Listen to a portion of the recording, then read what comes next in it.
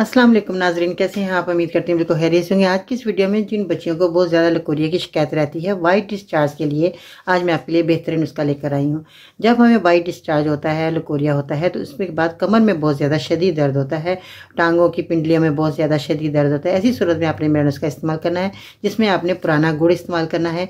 पुराना गुड़ जो है वो बिल्कुल थोड़ा सा स्याह कलर का हो जाता है, तो ये अभी फ्रेश गुड़ है। इसलिए आपको मैं ये कहना चाहूँगी कि अगर आप पुराना गुड़ लेते हैं तो आपकी बीमारी ख़त्म हो सकती है और आपको फ़ायदा भी देगा ये गुड़, क्योंकि अभी ये फ्रेश है। तो इसलिए मैं आपको ये कहूँगी कि आप पुराना गुड़ लेंगे तो आपको ज़्यादा फ़ायदा मुमकिन होगा।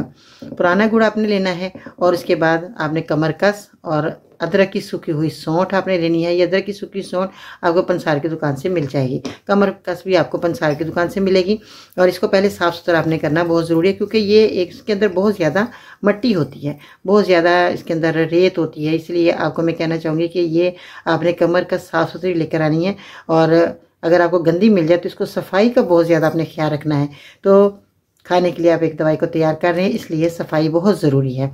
अब आपने इसके अंदर चिकनी सुपारी, वो भी आपको पंसार की दुकान से मिल जाएगी, और संगाड़े, खुश्क संगाड़े आपको पंसार की दुकान से मिलेंगे। और आजकल वैसे भी संगाड़े का मौसम आया हुआ है, तो आप संगाड़ों को घर में खुश्क भी कर सकते हैं। अगर नहीं तो आपको बाज़ार से मिल जाएंगे। अब आपने कितनी क्वांटिटी में इस दवा को बनाकर इस्तेमाल करना है? पुराना गुड़ आपने लेना है 200 ग्राम, संगाड़े का पाउडर आपने लेना है 50 ग्राम, कमर कस आपने पीस लेनी है, ये भी 50 ग्राम, चिकनी सुपारी जो है आपने 50 ग्राम, और सौंठ, अदरक की सूखी सौंठ, इसको भी आपने 50 ग्राम लेना है। अब आपने इन सब चीज़ों का वज़न आप देख लीजिएगा कि जिस तरह मैंने बताया, इसी तरह ही आपने क्वांटिटी का ख्याल रखना है। इसी तरह ही आपने दवाई को लेकर आना और इसको बनाना है नज़र के सामने। इसका पाउडर बनाएं, एक एक चम्मच सुबह शाम खाएं पानी की मदद से। पानी के साथ आप ये दवाई लेंगे आपको ज़्यादा फ़ायदा होगा। बाज़ लोग कहते हैं जी पानी से नहीं, दूध से इस्तेमाल करें, ऐसा नहीं है। जो दवाई पानी से कही जाए वो पानी के साथ, जो दवाई दूध से कही जाए वो दूध से, जब भी आपको वो दवाई फ़ायदा देगी। और ये दवाई आपने 1 महीना इस्तेमाल करनी है। इंशाल्लाह ताला मुझे उम्मीद है कि 1 महीने के बाद आपको दवाई खाने की ज़रूरत पेश नहीं आएगी।